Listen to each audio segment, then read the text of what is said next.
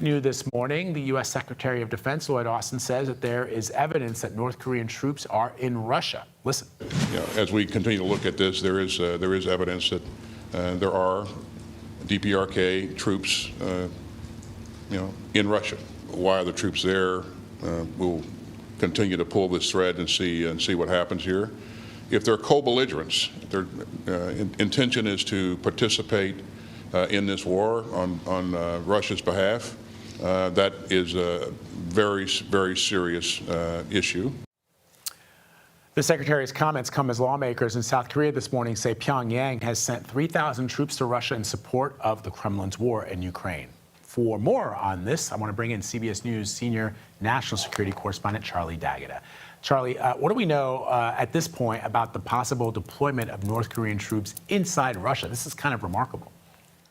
Yeah, Vlad, this is something we reported a couple of days ago. I think you and I discussed it when South Koreans first raised the alarm and they said they had evidence of those North Korean commandos headed to Russia on the way to fight in Ukraine. I believe CBS News has verified some of the evidence and some of the video coming from there.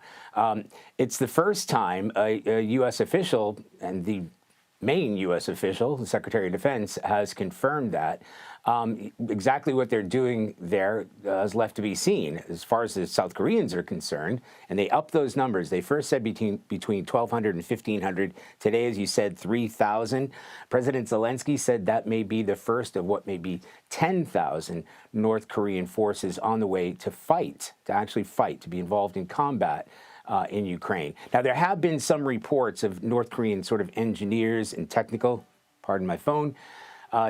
people who have been manning some of the equipment that North Korea has been using in Ukraine. But this is the first deployment, if it is to be a deployment, of large numbers. Pyongyang and Moscow aren't really commenting. In fact, Moscow is actually calling it a fabrication. So Charlie, Russia is struggling to maintain its power on the Ukrainian front lines. That's been the case for some time, and yet the Ukrainians have not yet been able to create a decisive blow to Russia. This war is dragging on. Any endgame in sight at all? No, and Vlad, the reason is we sometimes call it a stalemate, but it's not. It's not a stalemate. A stalemate sounds like there's no movement on either side or that there aren't tremendous casualties.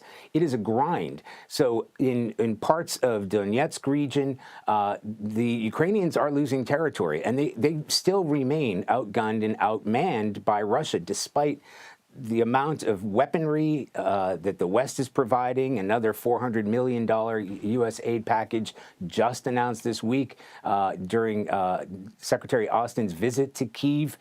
They're losing territory. At the same time, they are gaining territory, at least holding territory inside Russia. In Kursk, they have been able to maintain that. But this is a fight that is grinding on, costly on both sides. In some cases, the Russians are losing 1,500 casualties a day. Wow. All right, Charlie D'Agata reporting for us from the Pentagon this morning. Charlie, as always, we appreciate you.